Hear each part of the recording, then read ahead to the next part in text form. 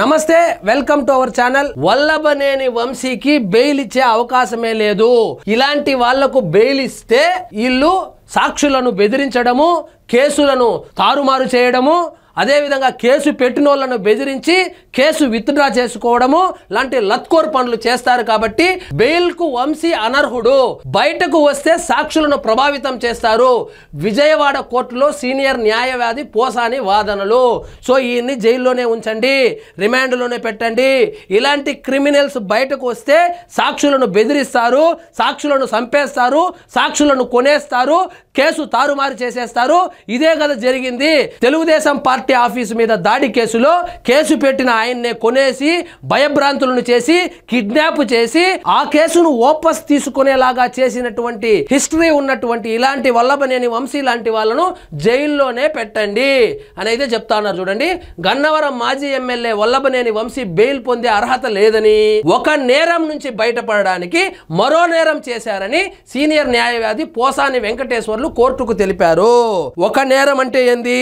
Telugu Desam party office మీద దాడి చేసినటువంటి నేరం ఏదైతే ఉందో దాని నుంచి తప్పించుకోవడానికి ఆ కేసు పెట్టిన ఆయన ఎవరైతే ఉన్నారో ఆయన్ని కిడ్నాప్ చేసి ఆ కేసును విత్డ్రా చేసుకునేలాగా చేశాడు. సో ఒక నేరాన్ని కప్పిపుచ్చుకోవడానికి మరొక ఘోరమైన నేరాన్ని చేశాడు. కాబట్టి ఇటువంటి ట్రాక్ రికార్డు ఉన్నటువంటి ఇతన్ని కనుక ఇప్పుడు మీరు బెయిల్ ఇస్తే ఈ కేసును కూడా తారుమారు చేయడానికి, ఈ కేసును కూడా నీరుగార్చడానికి సాక్షులను బెదిరించే అవకాశం ఉంది. ఎందుకంటే ఆయన గత అనుభవాలు అటువంటిదని చెప్పి ఆ లాయర్ అయితే చెప్పుకొని వచ్చారంట. సో ఈయనకైతే బెయిల్ ఇవ్వద్దండి, లోపలనే పెట్టండి అని చెప్పి చెప్తా ఉన్నారు. ఆయన బయటకు వస్తే బాధితుడు ముదునూరు సత్యవర్ధన్ కు ప్రాణహాని ఉంటుందని కోర్టు దృష్టికి తీసుకెళ్లారు. ఇంత జరిగాక తెలుగుదేశం పార్టీ ఆఫీసు మీద దాడి చేసిన కేసులో కేసు పెట్టినటువంటి దళితుడు సత్యవర్ధన్ ఎవరైతే ఉన్నారో అతన్ని చంపినా చంపేస్తారు. అతనికి ప్రాణహాని ఉంది.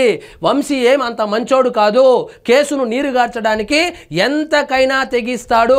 సో ఆయనకు బెయిల్ ఇవ్వకూడదు అని చెప్పి లాయర్ అయితే చెప్పుకొచ్చారు. విజయవాడ జిల్లా జైల్లో ఉన్న వల్లభనేని వంశీ దాఖలు చేసిన బెయిల్ పిటిషన్ పై స్థానిక ఎస్సీ ఎస్టీ అట్రాసిటీ కేసుల విచారణ న్యాయస్థానంలో గురువారం వాదనలు జరిగాయి.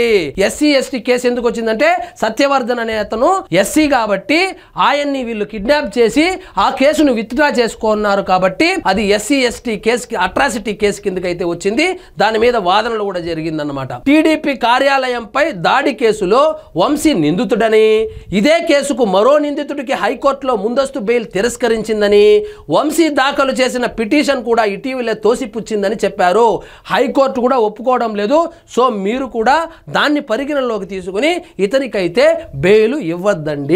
వంశీ దాఖలు చేసిన పిటిషన్ కూడా తోసిపుచ్చిందని చెప్పారు.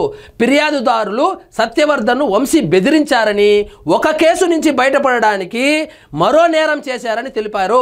అట్రాసిటీ కేసుల్లో బెయిల్ కోసం స్థానిక కోర్టులను ఆశ్రయించిన తర్వాత హైకోర్టుకు వెళ్లాలని సుప్రీంకోర్టుకు స్పష్టమైన ఆదేశాలు ఇచ్చిందని, దీనికి విరుద్ధంగా వంశీ ముందుగా హైకోర్టుకు వెళ్లిన తర్వాత ఈ కోర్టుకు వచ్చారని వివరించారు.